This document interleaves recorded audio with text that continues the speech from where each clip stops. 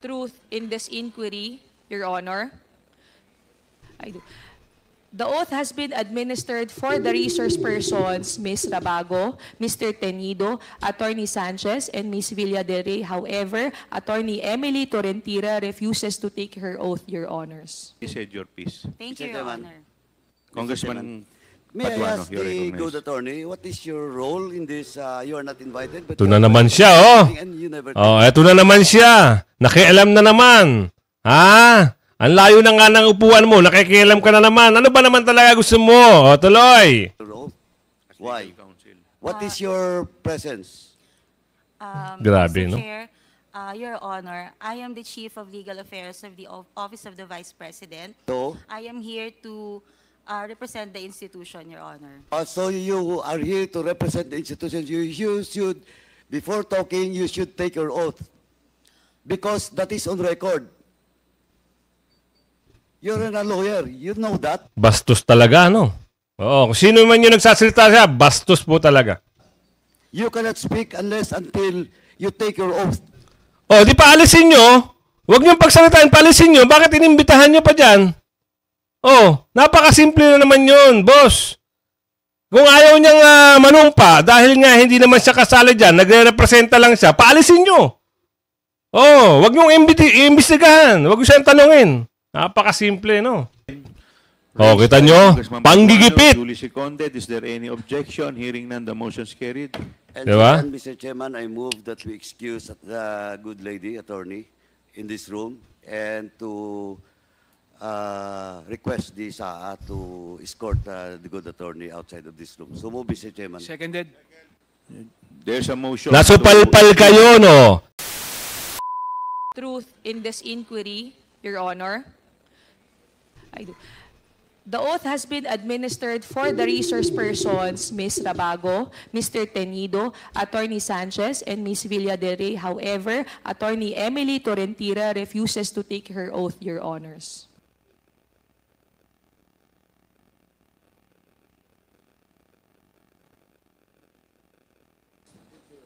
Mr. Chairman, I'm just wondering why attorney, what's the name of that that person?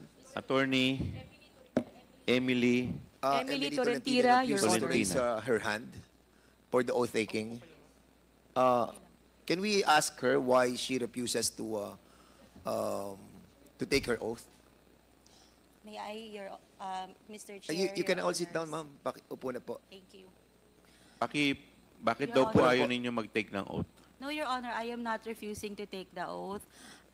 Prior to being asked to take the oath, I was trying to explain, Your Honor, that I am not an invited resource person.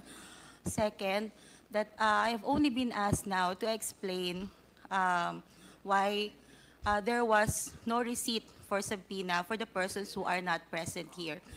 That is what I am trying to say, Your Honors, respectfully. I just wanted to explain that as part of the Legal Affairs Division of the office, I wanted to explain why we did not receive.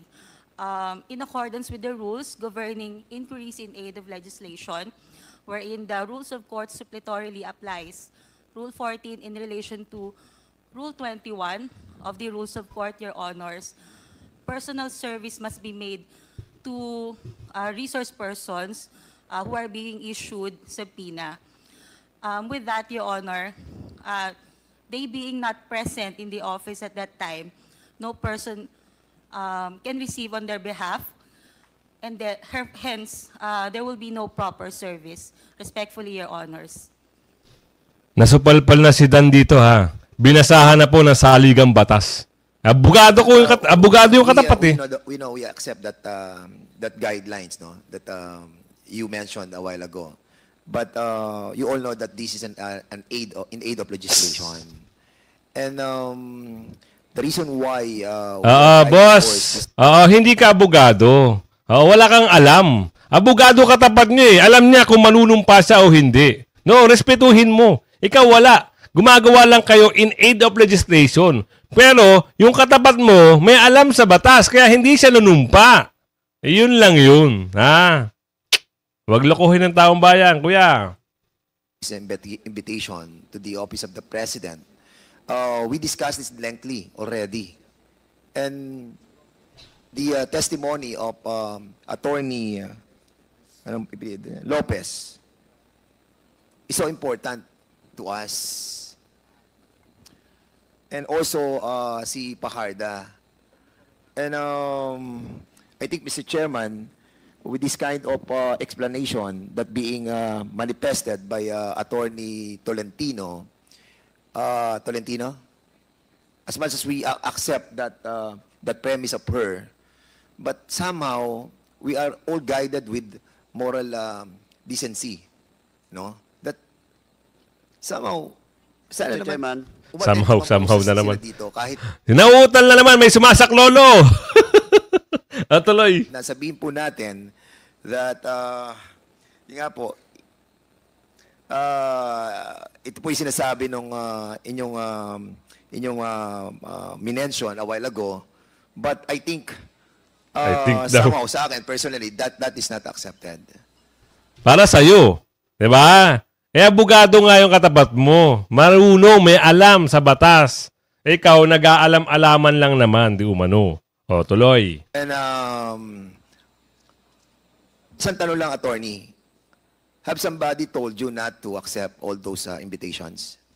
No, Your Honor. It was a... So it's- it is in accordance with the rules, Your So Honor. it's your own Attorney, volition. we will recognize you later because hindi po kayo nag-take ng oath.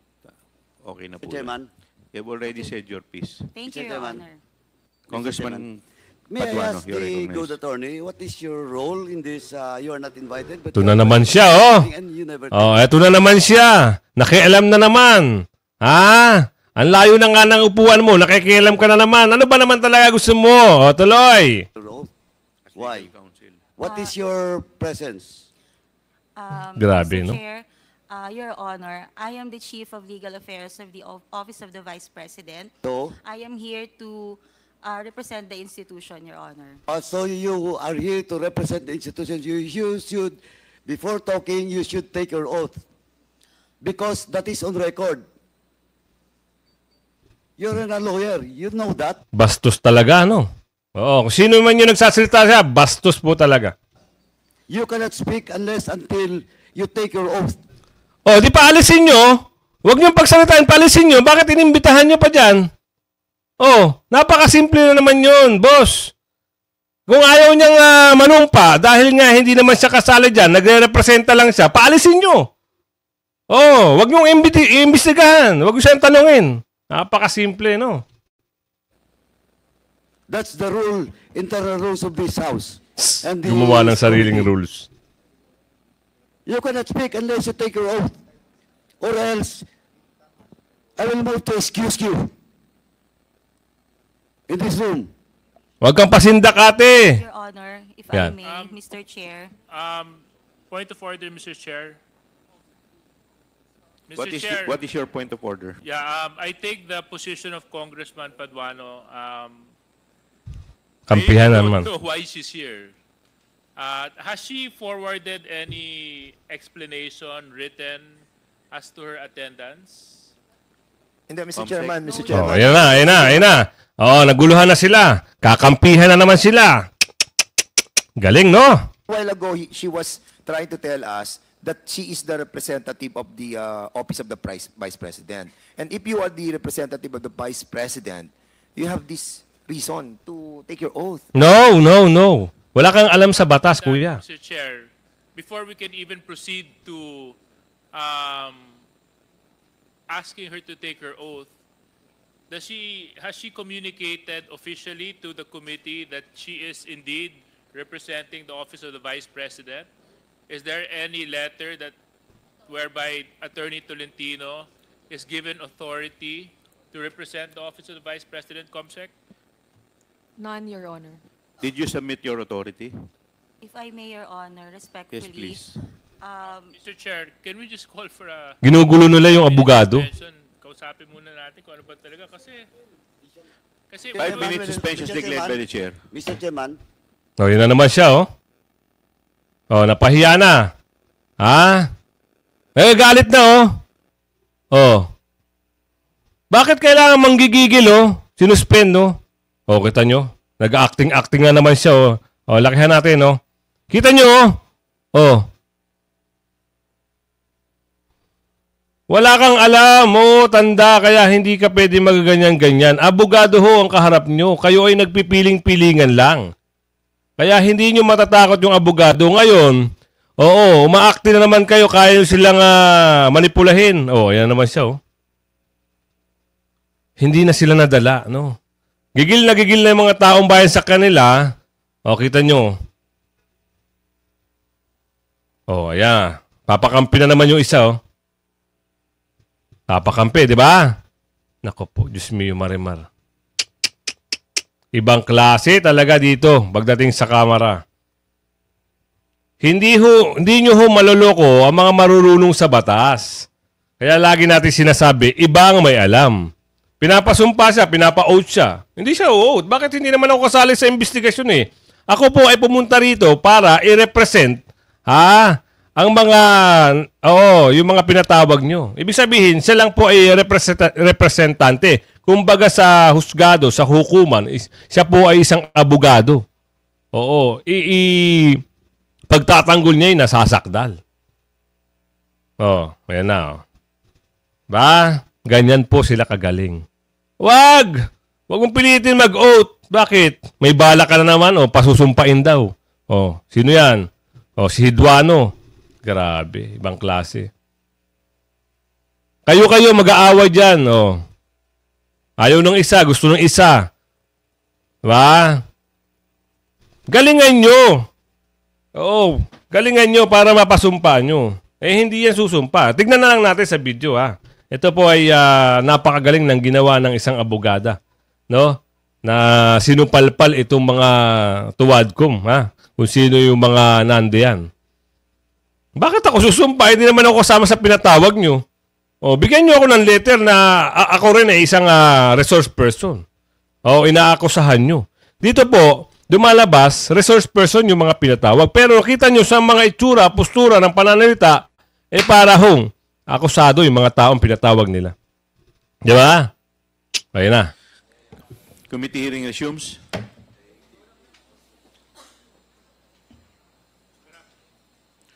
Congressman Paduano. Thank you, Chairman. Anyway, Mr. Chairman, first and foremost, since the good lawyer has no written authority coming from the Vice President, second is that she never take her oath. So, Mr. Chairman, first, I move that we strike out on record all the statement being made by the good attorney. Seconded. Wow! Why? There's Bakit? Kita nyo?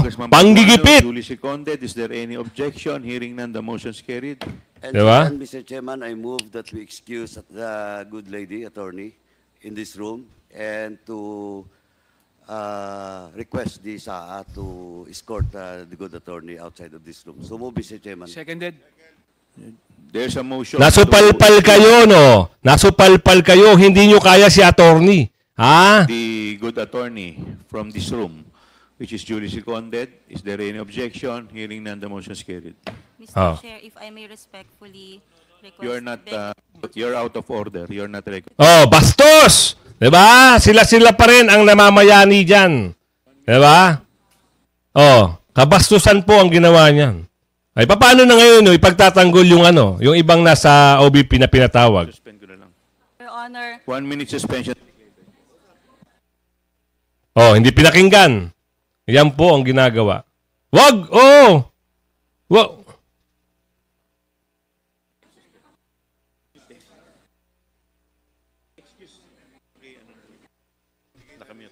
Paki-excuse na lang po paki-excuse na lang po muna yung ating abogado. Nako. Diba? Ginipit na ho. Nakakatawa. Nakakaawa itong mga nasa tuwadkom na to. Dahil lang sa isang abogado, tuklop. Tumiklop po ang tuwadkom. Ayun na naman siya, Ay, ito na naman siya.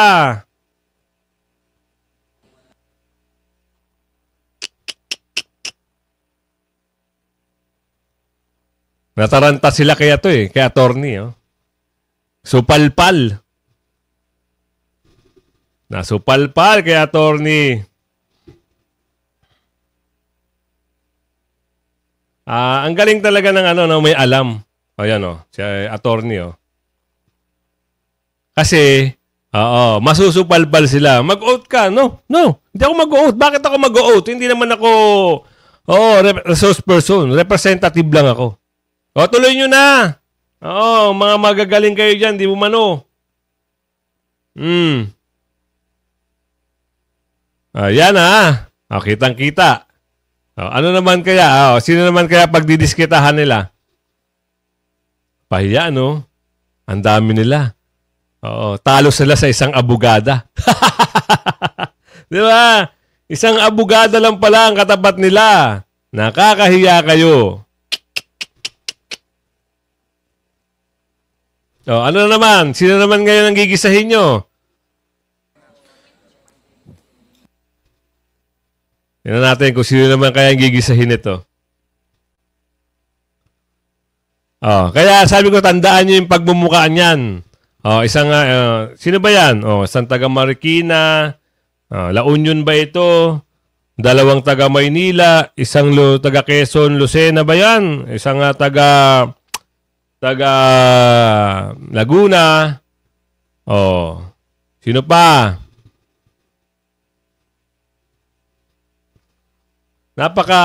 Pinapasok nila. Ibig sabihin, yung pagpatawag nila ay hindi lehitimo. Dahil, bakit nakapasok yung isang representative, di ba? At hindi pala nila kilala. Committee hearing resumes. Yan na naman. Chairman. Congressman J.J. Suarez, you're recognized. Yeah. Mr. Chair, gusto ko lang po ilagay sa tamang perspective yung dahilan kung bakit po pina-excuse po natin yung isang individual na dumalo sa ating hearing. Baka po kasi magkaroon ng misunderstanding why she was excused from our hearing. Number one, she was not invited to attend today's hearing. Number two, she did not take her oath. Bakit siya magte-take oath? Bakit siya manunumpa? Hindi naman siya kasali. Di ba? Galing mo din, kuya, no? Tuloy. We don't even know the personalities and the circumstances to why she is here. And no communication was forwarded to the committee as to her attendance. Totoo kaya? For all we know, she can be somebody posing for somebody, and the committee cannot act on mere presentation without proper. Di kami naniniwala, no? Bakit nakapasok? Committee, Mr. Chair. Alam nyo yan. Para lang po maunawaan. Alam nyo yan. Nasupalpal lang kayo. Unang-una pa lang nasupalpal na kayo. Kaya nyo pinaalis. Ganun lang kasimple yun. Kaya wag nyo na lolokohin ang mga taong bayan. No? Wala na ho kasi naniniwala at wala na rin sumisipot sa inyo. Tignan nyo yung mga pinatawag nyo. Ayaw na kayo siputin. Bakit? Paglalaroan nyo lang eh. Tignan nyo yung tono na naman ni Boy Contempt. Kita nyo, ang taas-taas. Uminom na ba ng gamot yon? Yan ang katanungan ng ating kababayan. Sige, tuloy. Ng lahat kung bakit po natin pinakiusapan na ma-excuse yung isang Hindi nyo pinakiusapan, kuya. Ginit-git nyo. Ibig sabihin, pinagtulong-tulungan nyo. Ang sabi pa nga ng abogado, magpapaliwanag siya. Hindi nyo pinagsalita, pinalabas nyo. Tapos ganyan pa sasabihin nyo. Naku, wag naman kayo magsinungaling. Kitang-kita na ho sa video. Individual na nagpakilala na Attorney Tolentino. Yun lang po, Mr. Chair. Thank you. Wala na po bang sasalita?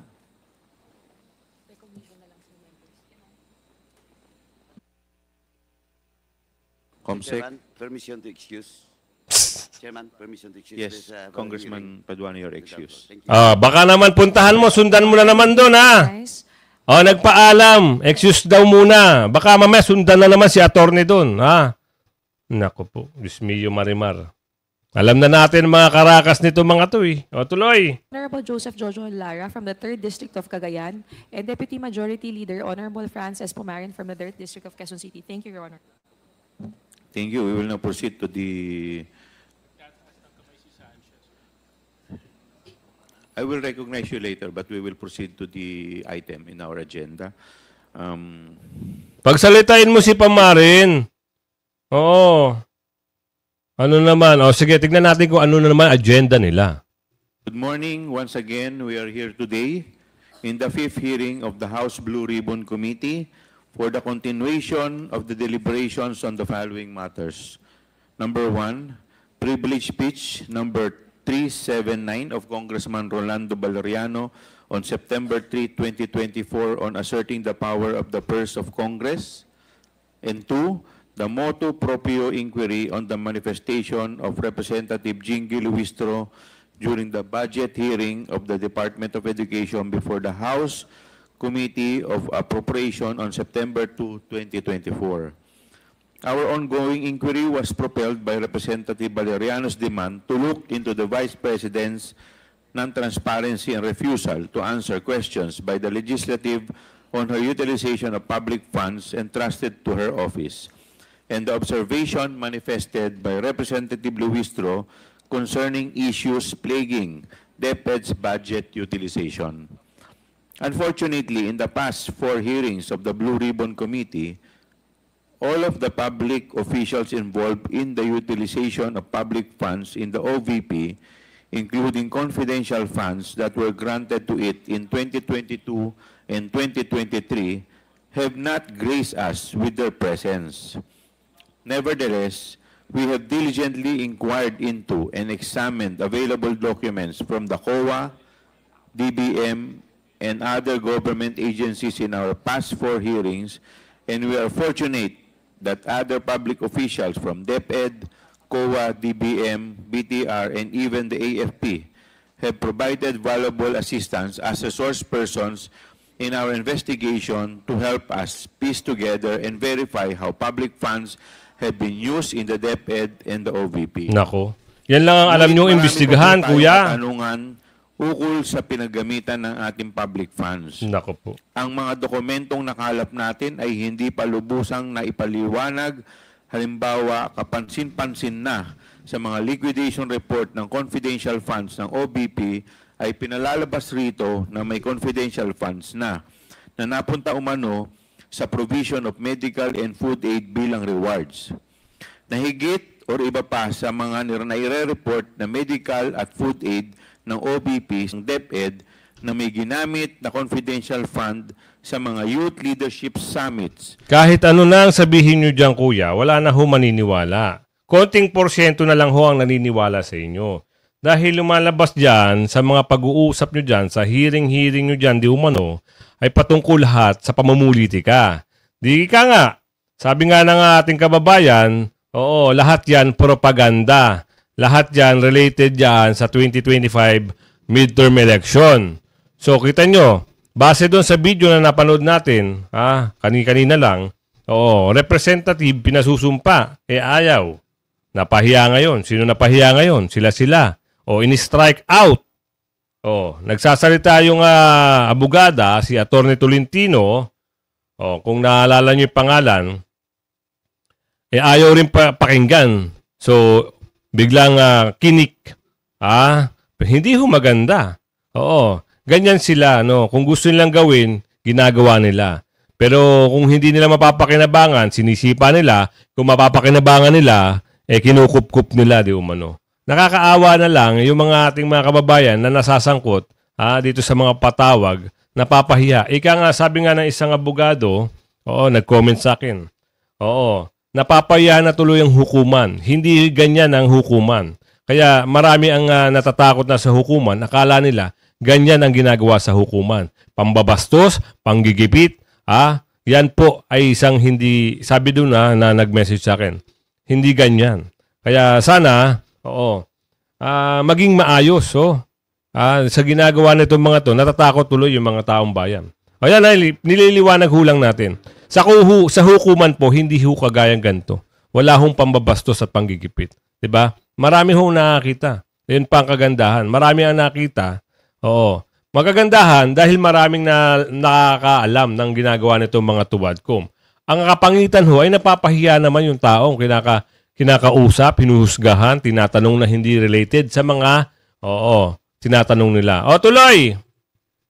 Na kanilang regular na isinasagamit na confidential fund sa mga youth leadership summits na kanilang regular na isinasagawa. What we needed were answers from the Office of the Vice President and those persons who were themselves involved in the utilization of public funds, particularly the confidential funds of the OVP and DepEd.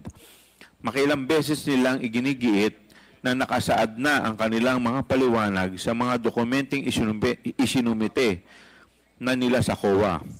Ngunit sa ating mga nakita sa pagdinig na ito, hindi sapat na nagsumite lamang. Alam nyo po, oo, tapos na ho yung usapin na yan. COA na ho nagpaliwanag. Pero oo, hindi nila tinatanggap kung ano yung investigasyon na ginawa ng COA. Ngayon, ito isang katanungan mga kababayan.